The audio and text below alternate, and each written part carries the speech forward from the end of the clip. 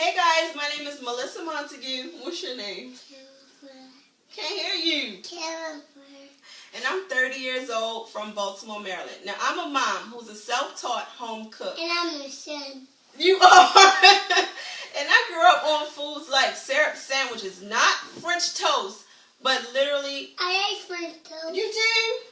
But guess what? You're not going to eat syrup sandwiches how I did. I also had to eat foods like TV dinners and Salisbury steak that we had to cook in the oven. And that is certainly something that I am not going to cook for my son.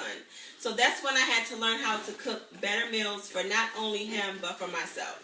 I try to keep a lot of fresh stuff around. Just some grab and go fruits and veggies. And I go to the market at least once a week to get us fresh fruits and vegetables. I have a lot of grains.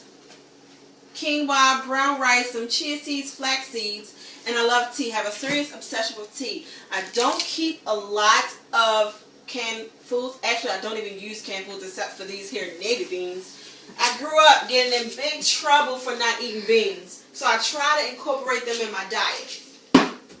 Now where I keep my spices is over top of the stove, which is very convenient for me. I have some Asian flair going on, some kicking chicken, what makes your chicken real spicy. And these puppies right here are homemade blends from the farmer's market, which I think are very great. Now let's get back to those syrup sandwiches. That is something that I will not be making ever again in life. Okay, you hear me? Now come over here a little closer. Check out these knife skills. Bam! There you go. Not too much. I'm not professionally trained, but you know what? You see this? That's all I got for you. I can cut up some garlic. Now what sets me apart from other home cooks is because growing up, I'm going back to my childhood. It's because when I grew up, my uncle, he was a soup man. He was a make nothing out of something kind of person, and that's how I am. I can literally turn nothing into something, and we have a full course meal. My uncle, he would save a piece of ham bone from Thanksgiving, freeze it. We would then thaw it out and make a soup. We would open up canned goods, of course, which I'm not going to be doing again. Canned corn, canned green beans, canned anything. Put it in a pot with that ham bone, and we had ham bone soup. That's why I say when I cook, I make nothing into something. So what I have right here, I've added some diced tomatoes and a little vegetable broth. Now, if you come over here, this is where all of the love is happening. This is one of my newest kitchen gadgets. It's a spice grinder. And this is where I put all of my Indian spices in for my Indian shrimp vindaloo, which I will definitely share this recipe with some of my friends and also co-workers. Last couple steps, I'm going to turn this vindaloo into a stew. Add that to a pot. I got some potatoes that had already been boiled and diced. Stir that up. Here's the good stuff. Some jumbo deveined shrimp going in.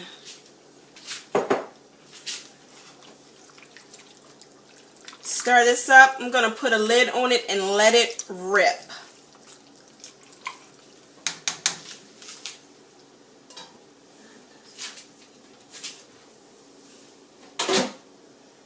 Now that the stew has been simmering away, it's time to plate. Check that out. Nice and bubbly. The shrimp are probably all good and tender. Come over here. Scoop up some of our brown rice. Nice and fluffy too. Alright, let's come in and ladle some of this good stuff. Check that out. Right on top. I gotta be sure to get some of this shrimp. I'm gonna clean that plate up in a second. This looks great. Get some of those juices. Alright. What I'm going to do here, set that. Chop some parsley up really quick.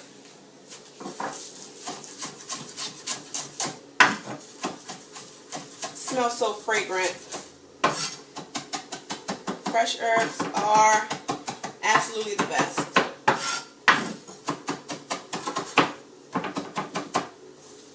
Come over here. Sprinkle it on the top. Of course, you got to clean up the edges. Make it nice and clean, and there you have the shrimp vindaloo.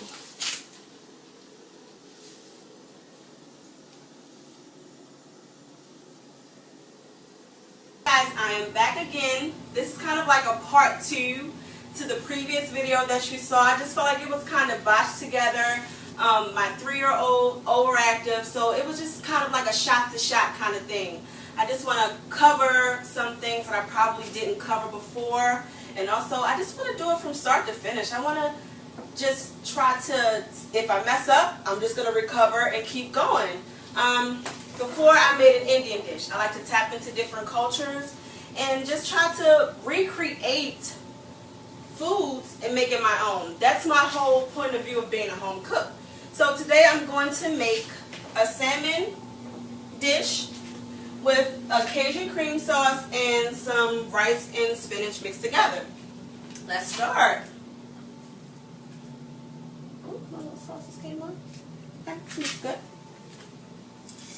Pan nice and hot. Get that going.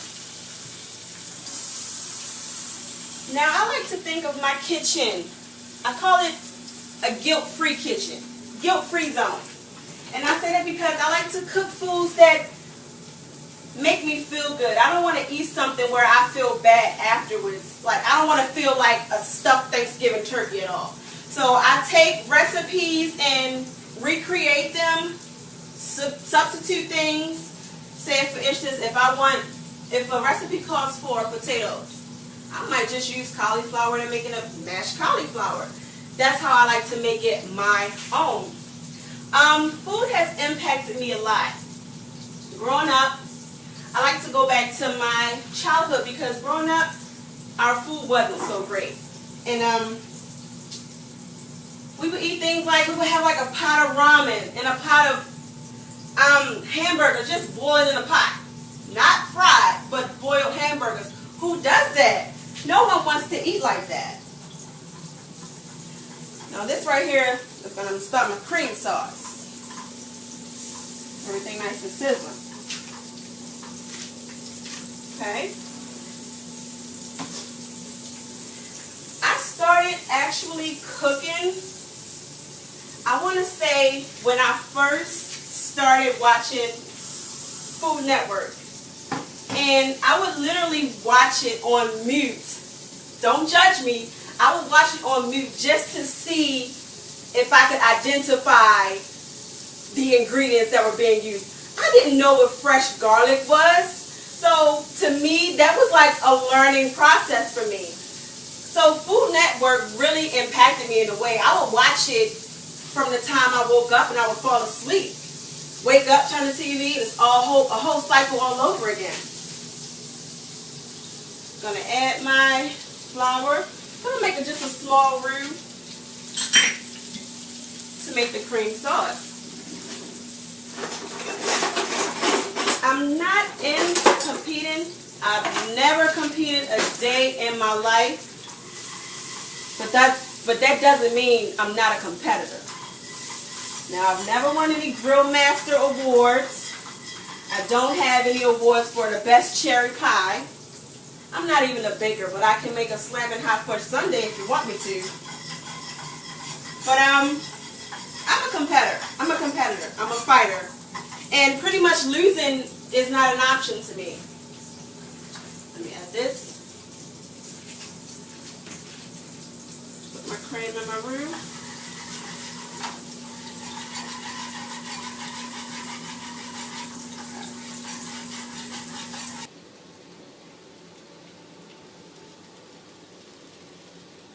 hey, this is the last time. I'm back. I promise. What I've done is I let the cream sauce thicken up. I added my rice and spinach mixture. Just gonna season it up really quick. Salt and pepper.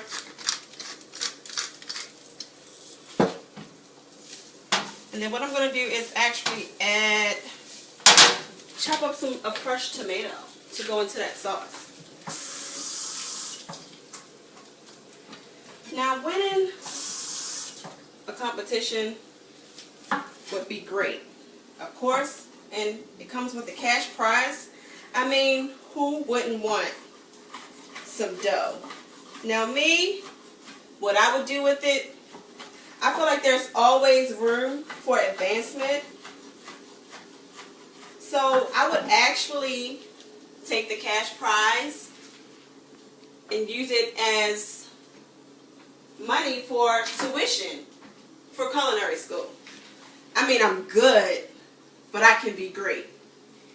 And I think just overall, I think I'm a good candidate for the show. So consider me. And let's plate this good stuff. Let me take some of the rice and spinach mixture. Pack it in there. Really good.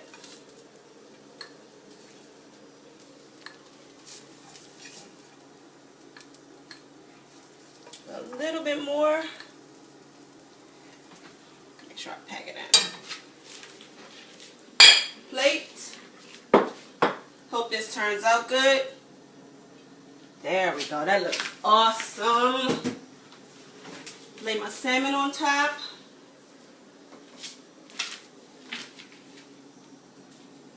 Ooh, let's not mess this up. Here we go. I'm going to scoop some of this cream sauce over top of this. Look at this. This looks great.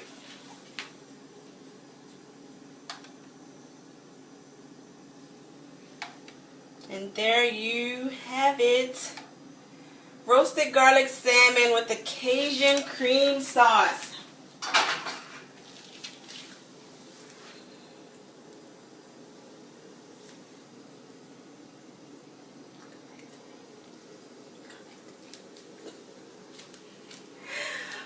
Bye. Consider my video submission. Bye, guys.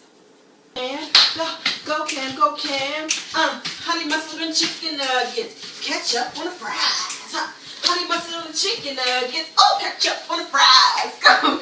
Go Cam, go Cam, go Cam, go.